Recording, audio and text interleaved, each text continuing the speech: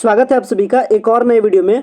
Pataliputra university के इस video में जानेंगे कि जो पार्ट 2 एंड पार्ट 3 का जो एग्जामिनेशन फॉर्म फिलअप होने का जो लास्ट डेट आज तक रखा गया था, यानी 20 मार्च तक लास्ट डेट था, उस डेट को एक बार एक्सटेंड किया गया क्योंकि बहुत सारे स्टूडेंट्स अभी बहुत सारे प्रॉब्लम को फेस कर रहे हैं, जिसके कारण से उनका एग्जामिनेशन फॉर्म फिलअप नहीं हो पा रहा है, या किसी भी कारणवश अगर आपने अभी तक अपना एग्जामिनेशन को फॉर्म फिलअप नहीं किया है तो क्या क्या इसका नया लास्ट डेट है, इसके बारे में बताएंगे। साथ में ये भी आपको बताएंगे कि अगर आपको प्रॉब्लम हो रहा है नो रिकॉर्ड फाउंड का प्रॉब्लम, क्योंकि ये बहुत सारे स्टूडेंट्स के साथ ये प्रॉब्लम देखने को मिलता है, तो इस प्रॉब्लम का प्रॉपर सोल्यूशन क्या है, कैसे आपका घर बैठे ये प्रॉब्लम सॉल्व हो सकता है, ये तमाम सारे इन्फॉर्मेशन के बारे में इस वीडियो में जानेंगे। साथ में ये भी जानेंगे कि अगर आपने एग्जामिनेशन को फॉर्म फिलअप कर दिया है, इसके बाद आपको कॉलेज में जाकर के कौन कौन से पेपर्स को जमा करना होता है ताकि आपका सक्सेसफुली आपका एडमिट कार्ड एग्जाम के टाइम में जनरेट हो सके। अदरवाइज आपका जो एडमिट कार्ड है वो आपका जनरेट नहीं हो पाता है। तो तमाम सारे इंस्ट्रक्शंस, तमाम सारे इन्फॉर्मेशन के बारे में जानेंगे।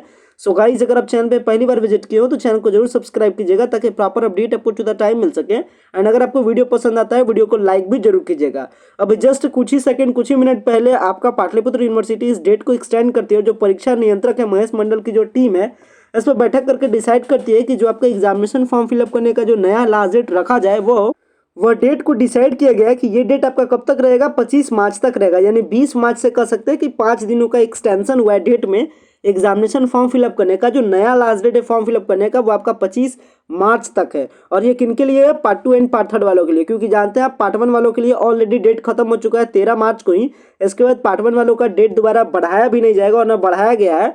फिलहाल में जो डेट बढ़ाया गया है वो पार्ट 2 एंड पार्ट 3 वालों के लिए। तो अगर मैं चार्जेस के बारे में बात करूँ तो अगर मैं बात करूँ पार्ट 2 के लिए तो BC2 एंड जनरल कैटेगरी के लिए 700 रुपये, BC1 SC/ST कैटेगरी के लिए 500 रुपीज़, और वोकेशनल कोर्सेज में आपका जनरल एंड BC2 कैटेगरी के लिए 1450 रुपये, BC1 SC/ST कैटेगरी के लिए 950 रुपये। और वहीं अगर पार्ट 3 के बारे में बात की जाए तो पार्ट 3 में 900 रुपये का एडिशनल चार्जेस आपको पे करना होता है। यानी कहने का मतलब जनरल एंड BC2 कैटेगरी के लिए अगर आप रेगुलर कोर्स में तो 1600 रुपये, BC1 SC/ST कैटेगरीज में आप आते हैं तो 1400 रुपये, और वहीं अगर वोकेशनल कोर्स में आते हैं तो आपका लग जाएगा जनरल एंड BC2 कैटेगरी के लिए 2350 रुपये, BC1 SC/ST कैटेगरी के लिए जो आपको चार्जेस पे करना होता है वो आपको पे करना है 1850 रुपये। तो ये तो बात हो गई एग्जामिनेशन फॉर्म फिलअप के चार्जेस के बारे में। साथ में ये भी मैंने आपको बता दिया कि एग्जामिनेशन फॉर्म फिलअप करने का जो नया लास्ट डेट है वो आपका 25 मार्च है। लेकिन अगर मैं बात करूँ कि एग्जामिनेशन फॉर्म फिलअप करने के बाद आपको कौन कौन से पेपर्स को सबमिट करता हो, यानी सबमिशन क्या करना है कॉलेज में, तो ध्यान रखिएगा जो परीक्षा प्रपत्र है वो ऑनलाइन विश्वविद्यालय के पोर्टल पे भरने के उपरांत छात्र छात्राएं कॉलेज के काउंटर पे आपको 25 मार्च तक, यानी जब तक आपका लास्ट डेट है एग्जामिनेशन फॉर्म फिलअप करने का, वही लास्ट डेट है आपको पेपर्स का जमा करने का भी। ध्यान रखिएगा जो आपका एग्जामिनेशन फॉर्म फिलअप है वो आपको पूरी तरीके से ऑनलाइन प्रोसेस है, यानी आप घर बैठे प्रोसेस को कर सकते हैं। तो अगर इसमें पेपर्स के बारे में बात की जाए तो यहाँ देख सकते हैं बताया जा रहा है कि इन कागजातों की छाया प्रति जमा करेंगे। जमा कौन कौन सा करना है? एग्जाम फॉर्म आपका निकलेगा जब आप ऑनलाइन एग्जाम फॉर्म को फिल करते हैं तो आपका एक फॉर्म डाउनलोड होता है, उसी को कहते हैं एग्जाम फॉर्म। इसके बाद जो भी आप पेमेंट करते हैं 500 का, 700 का, 1450 का, 1600 का, जितना का भी पेमेंट करते हैं आपका पेमेंट रिसिप्ट होता है। तो आपका एग्जाम फॉर्म का पेमेंट रिसिप्ट भी निकलेगा, ये दोनों चीज़ आपका ऑनलाइन निकलेगा। इसके बाद आते हैं एडमिशन पेमेंट रिसिप्ट, यानी जो जब आप उस कॉलेज में एडमिशन लेते हैं तो आपने पेमेंट किया होगा, पार्ट 2 में होंगे तो पार्ट 2 का पेमेंट रिसिप्ट, पार्ट 3 होंगे तो पार्ट 3 का पेमेंट रिसिप्ट, ये भी आपको जमा करना है। इसके बाद अपना रजिस्ट्रेशन स्लिप आपको जमा करना है साथ में। इसके बाद अपना आधार कार्ड, या फिर आप उस कॉलेज में जो पढ़ रहे हैं तो आइडेंटिटी कार्ड वगैरह भी आपको जमा करना है। ये छठा डॉक्यूमेंट। सातवां डॉक्यूमेंट, अगर आप किसी भी कास्ट का बेनिफिट लेते हैं यानी रिजर्वेशन का बेनिफिट आप ले रखे हैं तो आपको रिजर्वेशन का जो सर्टिफिकेट है यानी कास्ट सर्टिफिकेट है उसे भी सबमिट करना होता है। यानी ऑल ओवर कर सकते हैं 7 पेपर्स आपको जमा करना होता है आपके कॉलेज के काउंटर पे, तब जाकर के आपका सक्सेसफुली एडमिट कार्ड जनरेट होता है। तो ये सारे पेपर्स को लास्ट डेट से पहले जरूर जमा कर दीजिएगा। लास्ट डेट क्या है? 25 मार्च तक है।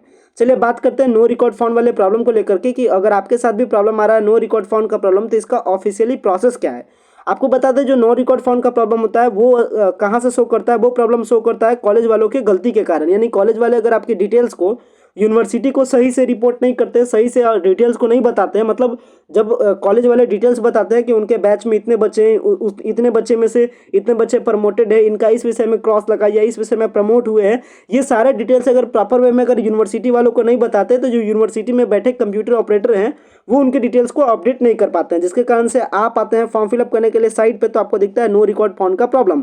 तो अगर आपके साथ ये प्रॉब्लम है तो इसका सॉल्यूशन है कि आपको अपने डिटेल्स को क्या कराना है? अपडेट करवाना है। ये अपडेट कैसे होगा? ये अपडेट 2-3 तरीके से होता है। अपडेट कैसे कराना है? आपको सिंपली क्या करना है? अपने कॉलेज में चल जाना है।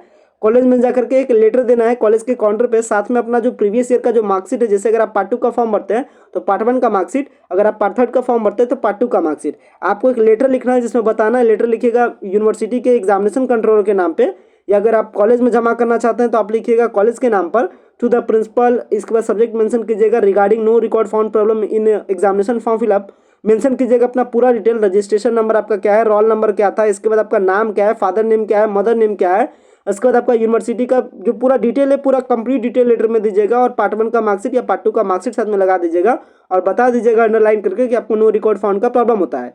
इसके बाद क्या करेंगे, कॉलेज वाले आपके डिटेल्स को विद इन 2 डेज के अंदर वो यूनिवर्सिटी में जमा करेंगे, और जमा करने के बाद डिटेल्स को अपडेट कर दिया जाता है, और फिर आपका 2 से 3 दिनों के बाद आपका एग्जामिनेशन फॉर्म फिलअप आप करने जाइएगा तो आपको वो प्रॉब्लम नहीं दिखेगा।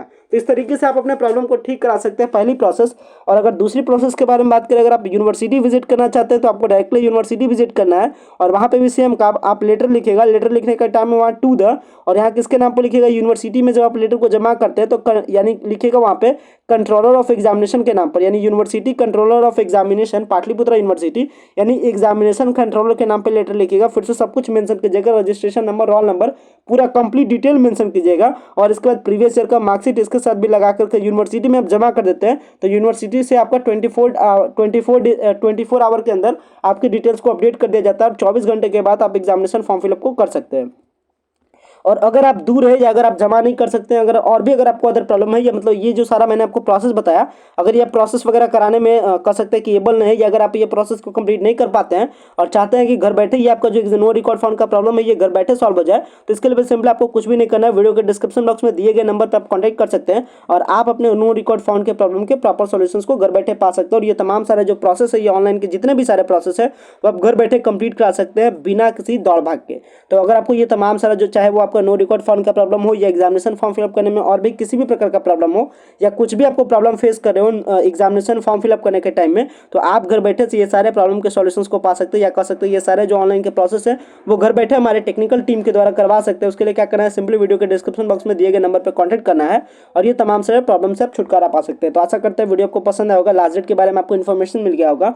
वीडियो को एंड करते हैं। Thanks a lot for watching this very important video.